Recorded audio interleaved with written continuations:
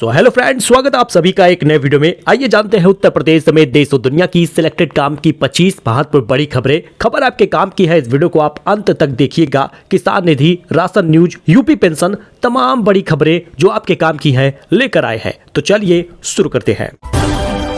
बात पहले खबर की कर ले तो ARR प्रस्ताव मंजूर हुआ है। यूपी में 15% बढ़ सकती है बिजली दरें, दिखाया गया है भारी घाटा। पावर कॉर्पोरेशन ने बिजली निगमों की ओर से 30 नवंबर की साफ 2025-26 का वार्षिक राजस्व आवश्यकता ARR का मसौदा नियामक आयोग में दाखिल कर दिया है। इसमें करीब 12,800 से लेकर 13,000 करोड़ का गैप यानी घाटा दिखाया गया है। कुल मिलाकर विद्युत निगमों की ओर से दाखिल किए गए मसौदे में वार्षिक राजस्व आवश्यकता यानी बिजली दर का मसौदा करीब 1,16,000 करोड़ रुपए दिखाया गया है। बताया यह जा रहा है कि इससे बिजली दर बढ़ जाएगी। 15% तक बिजली दर बढ़ने वाली है। यूपी में बिजली महंगी हो सकती है। वह यूपी PSC के बाद अब यूपी में निकली है एक और भर्ती। उत्तर प्रदेश लोक सेवा आयोग ने जारी किया है विज्ञापन। यूपी PSC स्टेनोग्राफर भर्ती निकलने के एक दिन बाद ही उत्तर प्रदेश लोक सेवा आयोग ने स्थापत्य नियोजन सहायक भर्ती परीक्षा का विज्ञापन जारी किया है। 3 दिसंबर 2024 से upsc.up.nic.in पर जाकर आप इसमें अप्लाई कर पाएंगे। संक्षिप्त विज्ञापन में पदों की संख्या 3 बताई गई है। इन भर्ती के लिए अधिकतम आयु सीमा 40 वर्ष तय की गई है। जन्म 2 जुलाई 1984 से पहले और 1 जुलाई 2003 के बाद नहीं होना चाहिए, ये शर्तें रखी गई हैं। तो कुल मिलाकर आप आवेदन फटाफट कर दें। अगर आप इसमें आवेदन करते हैं तो निश्चित तौर पर नौकरी भी प्राप्त करेंगे। तैयारियों में जुट जाएं। तो साइबर जालसाजों ने ठगी का नया ट्रेंड बना लिया है। शादी कार्ड डाउनलोड किया तो खाता होगा खाली। जालसाज अनजान नंबरों से ऐप और लिंक PDF व्हाट्सएप और फेसबुक पर भेज रहे हैं। लिंक को ओपन ना करें। रविवार को लखनऊ के मल्हौर में रहने वाले रत्नाकर वर्मा के पास ऐसा ही एक निमंत्रण आया था। उन्होंने लिंक नहीं खोला, फोन पर जानकारी ली है। देखिए, इस तरह की ठगी से बचने के लिए आप करें क्या, मैसेज अथवा कार्ड भेजने वाले नंबर देख लें। अगर वो +91 से शुरू हो रहा है तो वह आपके देश का है, किसी अन्य अंक का है तो वह जालसाज का हो सकता है। भेजी गई फाइल APK, PIF और VBS में हो सकती है। किसी परिचित ने भी APK फाइल भेजी है तो एक बार उससे फोन करके जानकारी जरूर ले लें, तभी उसको डाउनलोड करें। 2 स्टेप वेरिफिकेशन जरूरी है। बंद कर दें अपने व्हाट्सएप का ऑटो डाउनलोड। तो सीएम ने 2.5 लाख OBC छात्रों को दिया वजीफा। दिव्यांग दिवस पर सम्मानित किया उत्कृष्ट कार्य करने वाले 19 लोगों को। जी हां, सीएम योगी आदित्यनाथ ने मंगलवार को लोक भवन में आयोजित एक कार्यक्रम में कक्षा 9 और 10 के 2.5 लाख OBC छात्रों को खाते में बटन दबाकर छात्रवृत्ति भेजी है। तो दिव्यांग दिवस पर आयोजित इस कार्यक्रम में डॉक्टर शकुंतला मिश्रा पुनर्वास विवि के 325 विद्यार्थियों को टैबलेट भी बांटी और पैसा भी दी है।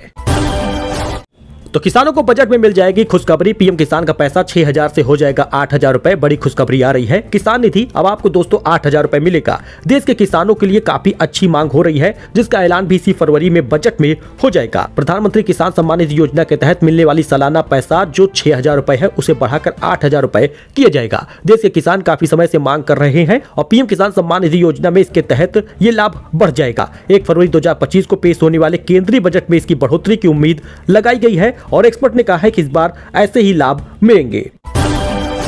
तो PM किसान निधि की 19वीं किस्त किस महीने में आएगी, आइए जान लेते हैं। नए साल में करोड़ों किसानों के खातों में पैसा आएगा। जनवरी में जारी होने वाली है 19वीं किस्त, फिर खाते में आएंगे 2-2 हजार रुपए। जी हाँ दोस्तों, PM किसान योजना के नियमानुसार पहली किस्त अप्रैल से जुलाई में आती है, दूसरी किस्त अगस्त से नवंबर में आती है और तीसरी किस्त दिसंबर से मार्च के बीच में आती है। तो अक्टूबर में 18वीं किस्त आ गई थी, अक्टूबर के शुरुआत में ही। तो जनवरी के लगभग 5 से 6 जनवरी के बीच में खाते में पैसा आएगा। लेकिन दोस्तों, नया साल इसलिए भी बेहद अहम हो जाता है कि अगर आप फॉर्मल रजिस्ट्री नहीं कराते तो आपको 19वीं किस्त का पैसा नहीं मिलेगा। तो 2,000 रुपए चाहिए तो फॉर्मल रजिस्ट्री करा लीजिए। 5 जनवरी तक खाते में पैसा मिलेगा।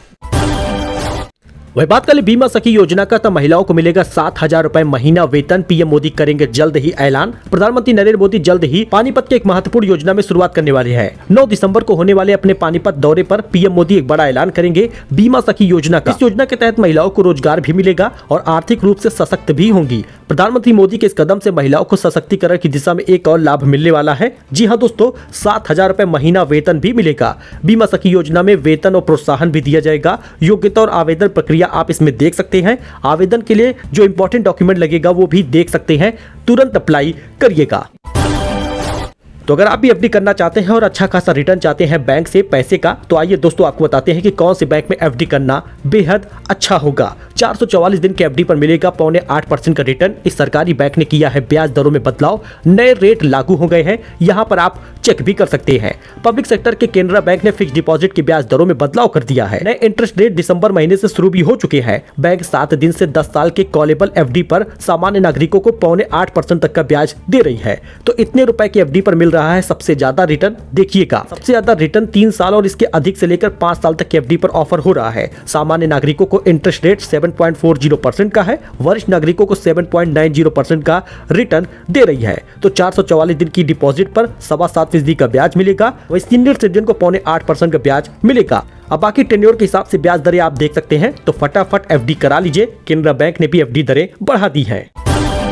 आखिरकार फ्री राशन की राह में रोड़ा हो गया है। इस जिले में 37% लोगों ने नहीं कराई है ई-केवाईसी। 31 तारीख इसकी लास्ट डेट है। हालांकि इस दिसंबर महीने में भी 10-12 दिन तक ही केवल ई-केवाईसी होगा। राशन कार्ड धारकों और परिवार के सदस्यों का ई-केवाईसी पॉस मशीन से होना जरूरी है, लेकिन 6 महीने का समय बीत जाने के बाद भी सोनभद्र में 63% कार्ड धारक ई-केवाईसी नहीं कराए हैं, जबकि अभी प्रक्रिया चल रही है। अलग अलग कारणों के चलते 37% लोगों ने ई-केवाईसी नहीं कराई और यही हालात यूपी के हर जिले का है। तो अगर आपने ई-केवाईसी नहीं कराई तो राशन नहीं मिलेगा। जनवरी से नया लाभ भी दिया जा रहा है। बताया जा रहा है कि इसमें एक और लाभ दे दिया जाएगा। पैकेट में चना नमक की बात सामने आ रही है। हालांकि मीडिया रिपोर्ट में ही केवल खबर है, सच्चाई कितनी है इस पर कोई भी कंफर्मेशन नहीं है। नवंबर महीने से 2.5 किलो गेहूं 2.5 किलो चावल हो गया है।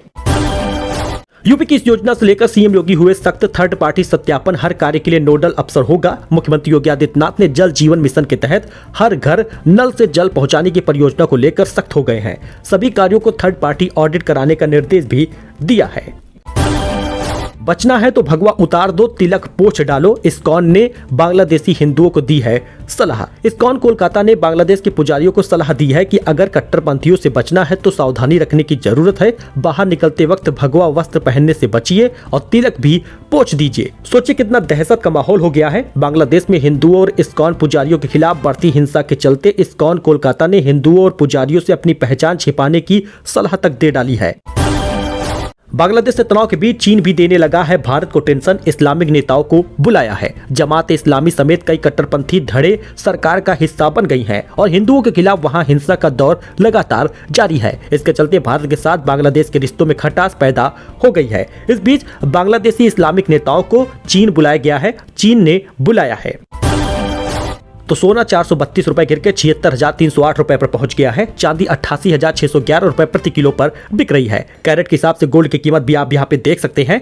जी हाँ, IBJA की रिपोर्ट के अनुसार 10 ग्राम 24 कैरेट का गोल्ड 432 रुपए सस्ता हुआ 76,308 का बिक रहा है। कीमत में लगातार गिरावट हो रही है। चांदी की कीमत भी 772 रुपए गिरी है। बाकी आप कैरेट के हिसाब से सोना चांदी का रेट देख सकते हैं। तो राजस्थान में फरवरी तक सर्दी कम रहने की संभावना है, यानी इस बार सर्दी 50% तक कम रहेगी। पहले तो दिसंबर महीने से ही सर्दी शुरू हो जाती थी और जनवरी फरवरी तक रहती थी, लेकिन अब फरवरी तक सर्दी नहीं पड़ने वाली। दिन रात का तापमान औसत से ज्यादा ही रहेगा। कोल्ड डे भी कम होगा। 35,000 में महाकुंभ में मिल रही है 5 स्टार जैसी सुविधाएं। प्रयागराज में संगम की रेत पर बन रही है विला महाराजा स्विस कॉटेज की तर्ज पर टेंट सिटी। आप जरा इसका विजुअल भी देख सकते हैं। प्रयागराज के महाकुंभ में 2 तरह की सुविधाएं मिलेंगी। एक तरफ मेला क्षेत्र में सामान्य तरीके से बने तंबुओं के शिविर, तो दूसरी तरफ 5 स्टार जैसी लग्जरी सुविधाओं से लैस टेंट सिटी भी मिलेगी। तो जो जितना रुपए खर्च कर पाएगा उतनी अच्छी सुविधा ले पाएगा। वही अखाड़ा परिषद के अध्यक्ष बोले भारत पाकिस्तान बन जाएगा। मोहन भागवत के बयान के समर्थन में कहा कि 3 से 4 बच्चे पैदा हिंदू जरूर करे। तो एक हफ्ते बाद यूपी में पड़ेगी कड़ाके की ठंड। पश्चिम से होगी शुरुआत। फेंगु तूफान से 4 डिग्री तक बढ़ाया है तापमान। दिसंबर की शुरुआत के साथ ही उत्तर प्रदेश में ठंड दस्तक दे चुकी है। हालांकि तापमान में बहुत ज्यादा गिरावट नहीं हो रही। मौसम विभाग के मुताबिक 8 दिसंबर के बाद कड़ाके की ठंड की शुरुआत देखने को मिल सकती है। दोस्तों बताते चले कि फेंगल तूफान ने सर्द हवाएं रोकी है। इस वजह से तापमान सामान्य है, ठंडी कम पड़ रही है। अवध ओझा पर भाजपा सांसद मनोज तिवारी भड़क गए। वाराणसी में कहा जो आम आदमी पार्टी ज्वाइन करेगा वो दिल्ली और देश का दुश्मन होगा। भाजपा सांसद और सिंगर मनोज तिवारी सोमवार को काशी पहुंचे थे विश्वविद्यालय में चल रहे क्रिकेट टूर्नामेंट में। इस बीच यूपीएससी कोचिंग टीचर अवध ओझा के आम आदमी पार्टी के ज्वाइन करने पर उन्होंने खुलकर बयान दिए हैं। काशी के लोग मोदी से रो रो कर मांग रहे हैं सनातन बोर्ड। देवकीनंदन ठाकुर बोले देश में मौजूदा जय चंदों के कारण ही हिंदुओं की दुर्दशा हो रही है।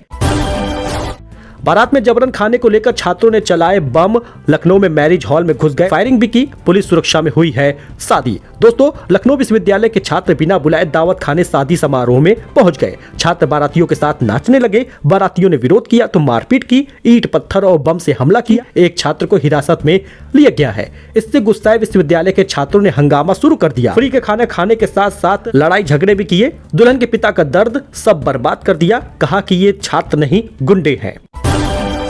ममता बनर्जी के शांति सेना वाले बयान पर बौखलाया बांग्लादेश, यूनुस सरकार ने दी है तीखी प्रतिक्रिया। जी हां, बांग्लादेश ने पश्चिम बंगाल की मुख्यमंत्री ममता बनर्जी संयुक्त राष्ट्र शांति सेना की तैयारी वाले बयान की निंदा की है। मोहम्मद यूनुस के नेतृत्व वाली अंतरिम सरकार ने विदेश मामलों के सलाहकार मोहम्मद तौहीद हुसैन ने ममता बनर्जी के बयान को भाव नहीं दिया। सो दोस्तों, ये कुछ अपडेट था, नई जानकारी थी। आई होप कि आपको ये पसंद आया हो। वीडियो पसंद आया हो तो लाइक करिए, सब्सक्राइब करिए, इस दोस्त के साथ जुड़िए for latest news, for latest खबर। फिलहाल के लिए दोस्तों इतना ही, धन्यवाद।